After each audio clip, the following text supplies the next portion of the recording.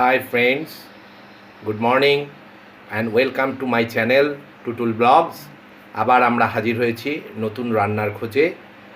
এই রান্নাটা অনেকেই আমরা শুনেছি, কিন্তু অনেকে খেয়ে দেখিনি বা কিভাবে করতে হয় জানি না। কি রান্না বা কি বৃত্তান্ত সব আমরা আলোচনা করব। তার আগে বলে নিই, আপনারা আমাদের চ্যানেলকে দেখছেন এবং আশা করব আপনারা সাবস্ক্রাইব করুন, বেশি বেশি করে লোকের মাঝখানেকে যেন তারা সাবস্ক্রাইব করে।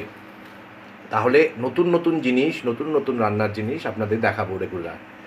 নতুন নতুন রান্না কেন, নতুন নতুন ব্লগ আমি আপনাদের দেওয়াবো। ঠিক আছে, আজকে আমরা কি রান্না করছি তা জানতে হলে আমরা আসছি পম্পার কাছে। পম্পা ভট্টাচার্য আপনাদের জানাবেন আজকে কি রান্না হচ্ছে, কি বিষয়বস্তু সব কিছু নিয়েও আমাদের জানাবেন। আজকে আমি রান্না করছি কচুর শাক, ইলিশ মাছের মাথা দিয়ে কচুর শাক। ইলিশ মাছটা তো আমি রান্না করে ফেলেছি।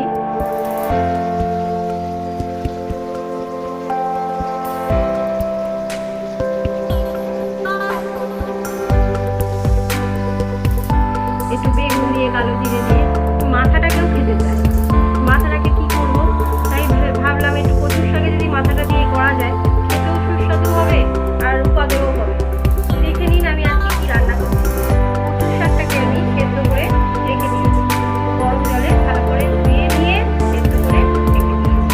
আর নিয়ে নিয়েছি ফোড়নের জন্য গোটা জিরে, তেজপাতা আর শুকনো লঙ্কা।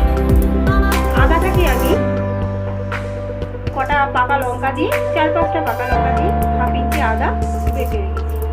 আর নিয়েছি জিরের গুঁড়ো, ধনের গুঁড়ো, একটু হলুদ, চিনি আর নিয়েছি নুন। ব্যাস, এই কটা ইনগ্রেডিয়েন্টসই রান্নাটা আমার হবে। আর খেতে খুবই সুস্বাদু, খুবই ভালো লাগবে। আপনারা বাড়িতে এটা করে দেখে, অনেকেই করে রেখে জানেন রান্নাটা, খুবই পরিচিত রান্না। আবার অনেকেই জানেন না কচু শাকটা কী করে রান্না করতে হয়।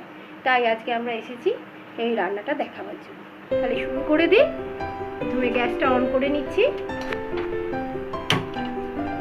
আমাদের বাঙালিদের অন্যতম প্রিয় রান্না এই কচুর শাক ইলিশ মাছের মাথা দিয়ে, যা অনেকের জিভেই জল নিয়ে আসে, তা আমরা দেখতে পাচ্ছি আমার এই টুটুল ব্লগে। দেখুন তেলটা একটু হালকা গরম হয়ে এসেছে। এবার আমি মাছের মাথাগুলো ছেড়ে দিচ্ছি।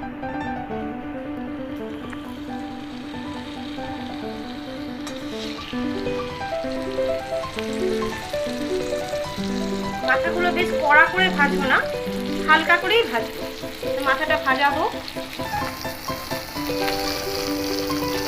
দেখুন মাছটা ভাজা হয়ে গেছে, আমি তুলে নিচ্ছি। ফোড়নের জন্য দিলাম গোটা জিরে, গোটা শুকনো লঙ্কা আর দুটো তেজপাতা। মাছ ভাজা তেলের মধ্যে, হ্যাঁ, তেজপাতাটা আমি একটু ছিঁড়ে নিলাম। বেশ ঝাঁঝালো গন্ধ বেরিয়েছে কিন্তু। এবার আমি দিয়ে দিচ্ছি এই যে আদা বাটাটা রেখেছিলাম, সেই আদা বাটাটা। 4-5টা কাঁচা লঙ্কা দিয়ে, যারা একটু মিষ্টি মিষ্টি খাওয়া পছন্দ করেন কাঁচা লঙ্কাটা না দিলেও পারে।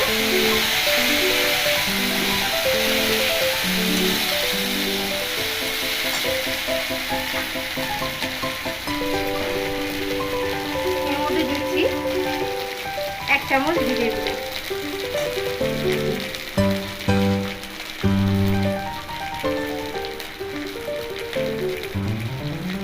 ছোট চামচের 1 চামচ দেবেন। ধনের গুঁড়ো একটু বেশি, 1.5 চামচ দিলাম। এরকম ছোট চামচে 1.5 চামচ দিয়ে দিচ্ছি। হলুদ গুঁড়ো, মশলাটা পুড়ে যেতে পারে তাই একটু জল দিয়ে দিলাম।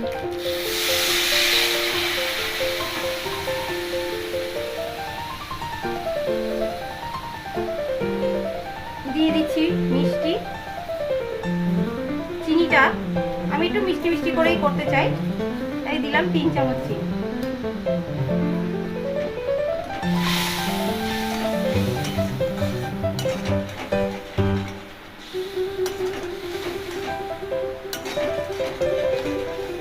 মশলাটাকে কষিয়ে নিচ্ছি।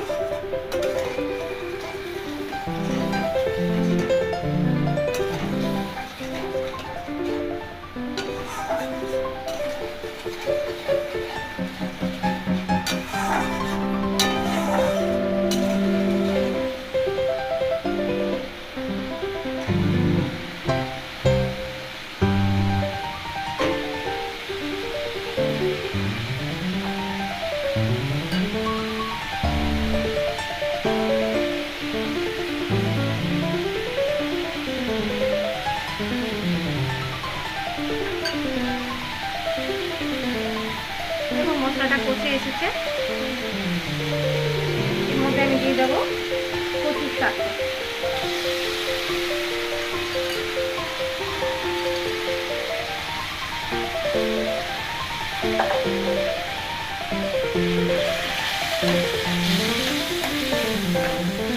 এখনো কিন্তু আমি নুন দিইনি, নুনটা লাস্টে দিলেই ভালো, কারণ কচুর শাকটা তো শুকোবে, জলটা দিয়ে টেনে নেবে। তখন কচুর শাকটা এই যে দেখছেন এতটা হয়ে আছে, ওটা শুকিয়ে একটুখানি হয়ে যাবে, নুনের আন্দাজটা পাওয়া যাবে না। এই জন্য আমি নুনটা একটু পরেই দিই।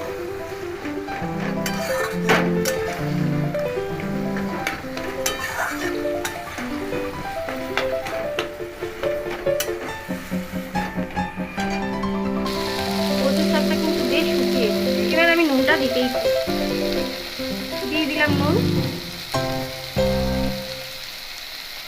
আন্দাজ মতো নুন দেবেন।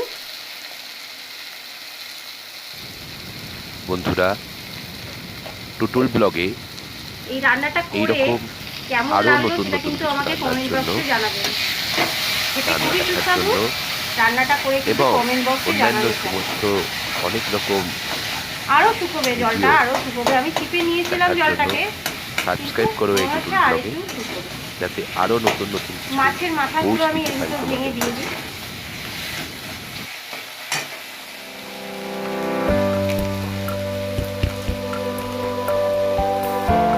মাথাগুলোকে ভেঙে দিয়ে দিলাম।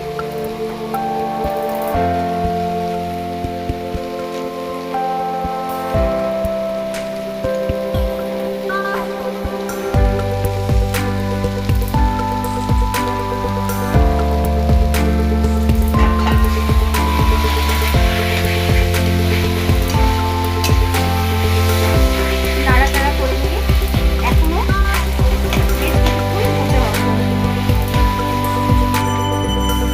দেখুন আমার কচুর শাক কমপ্লিট। কতটা কচুর শাক বসিয়েছিলাম আর কতটুকু হয়ে গেল একদম শুকিয়ে এসেছে।